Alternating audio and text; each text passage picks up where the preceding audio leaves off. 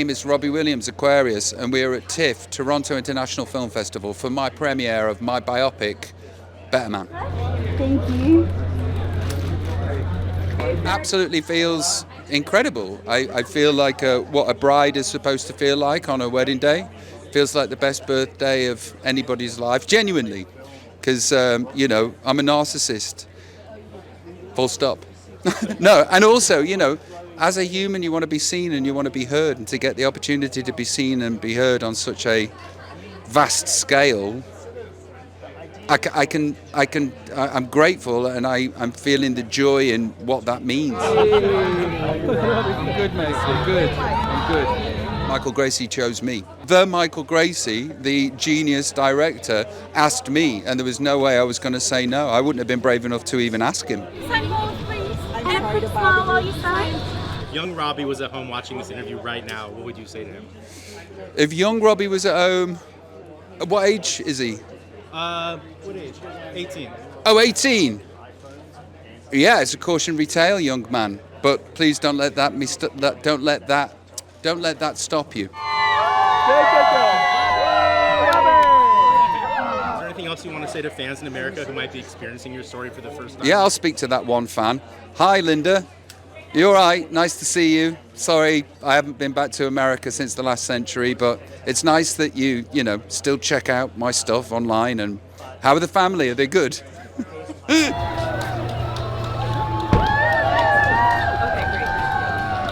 Hey, my name is Jonno Davies. I play Robbie Williams in Michael Gracey's Better Man.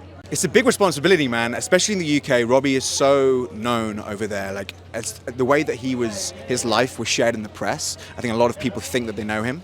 And so I wanted to make sure that we saw more than one version of Rob, more than the version that people think they know. The human, the person that's damaged, the person that hurts, and the person that was kind of thrust onto a worldwide stage without really knowing what that would mean. So, the vulnerability of the guy as well. Directed by Michael Gracey, it was truly an honor. The way that he holds court on set, the way that he has his passion, his vision drives through, and it trickles all the way through down from the cast and the crew. And the guy's a visual, he's a mastermind. He knows exactly what he wants, but makes sure that his cast get to do what they do as well. Thank you. I'm excited for audiences, like I said, to find out that there's way more than one dimension about Rob. And, he had a bad rep, I think, for quite a few years in the UK in terms of press. And I think people will now get to understand why that might have happened, and maybe look at him in a different light. Thank you. I hope you enjoyed. Fabulous. Pleasure. Thanks. I think the musical numbers. I think like Rock DJ, which we shot on Regent Street, getting to dance that routine, kind of constantly working the choreo to make sure it's kind of pinpoint accuracy. Doing it with now some of my 4 best friends who play the other members of Take That, and shutting down Regent Street for fortnights. It's a spectacle. So I'm excited for everyone to see. Biggest challenge for me with performance capture was probably wearing the grey pajamas all the time, because it's not a good look. Trust me. It's saggy and you don't look particularly nice. But no. In all honesty, it was kind of easy. Like, if you apply yourself as like any other role, you've got your character, you've got what you've just done, where you're going. It's just like any other performance. You just look a bit different. And so for me, it was really playing the human, playing the heart of Rob, rather than worrying about what the guys did afterwards. Just putting the trust in that they'd be able to kind of turning into magic. Michael Gracey, I'm the director of the film, and we're at the TIFF premiere of Better Man. I didn't want to make a film about Robbie Williams. It literally, we just came out of conversations, and when you meet someone for the first time, they ask you questions about your life, you ask them questions about their life. His answers were just really kind of unique, and I was like, that's an amazing story. Like, that's an incredible life story. And the more that we spoke, the more I wanted to record them. I didn't actually want to make a film at that point, I just wanted to record them. Can I get one more here? Thank you all. I don't think there's many people on the planet that would be so open in telling such a dark story, Like, that is incredibly brave, and it's incredibly raw, and I think that's what's so special about the film. This is from Paramount right here. They're going to come down. What? There's enough material to make another 2 films. Yeah, no, there's so many stories that he told me. We had to whittle them down to the ones that are in the film. Please. I think you're always sort of chasing what are the emotional highs and lows. You're chasing what are the moments that are going to make an audience feel something. Thank you. I think whatever they go in their head thinking they're going to see, this is 100% different. I think they're just going to see a side to him that they don't know. Even if they're super fans, they are just going to get a look at something deeply personal. Down here. Thank you all. I'm Paul Currie and I'm one of the producers on Better Man. Robbie Williams he's a very cool dude. So he's just been with the project for so long, in there all the time. Whenever we need him, we've run concerts together, we've done events all around the world, and he's always there. So the scale of the movie is because of Robbie. Actually, it was his project to begin with, and we've known each other like 25 years. So we decided we wanted to make a big movie in Australia, and it was just a great script. So I got into it because of the material and obviously an amazing vision that's so different. Well, it's a story about a rock star who the world always sees in a certain light, but he sees himself very differently.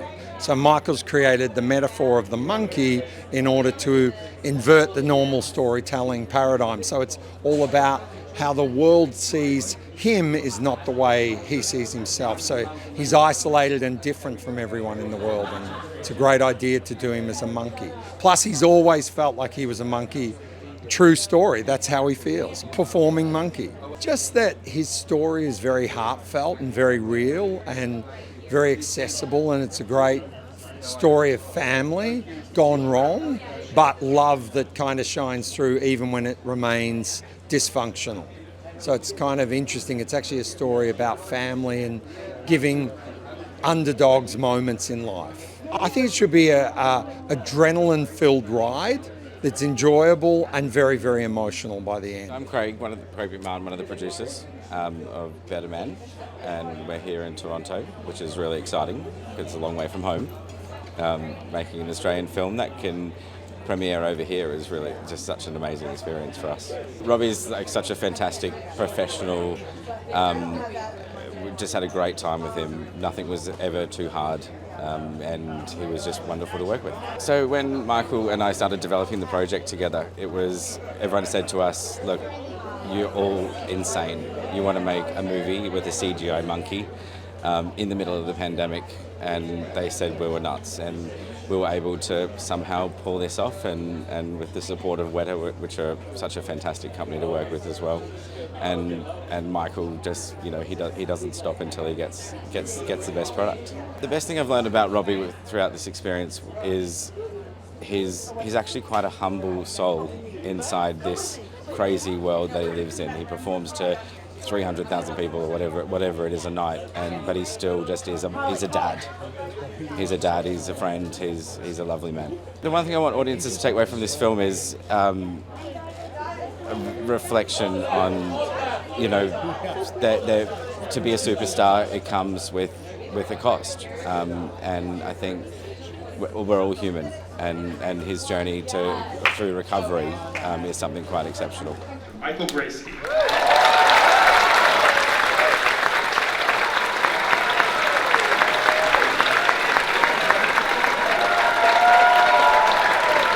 This is Jonno, give it up! Robbie Williams himself.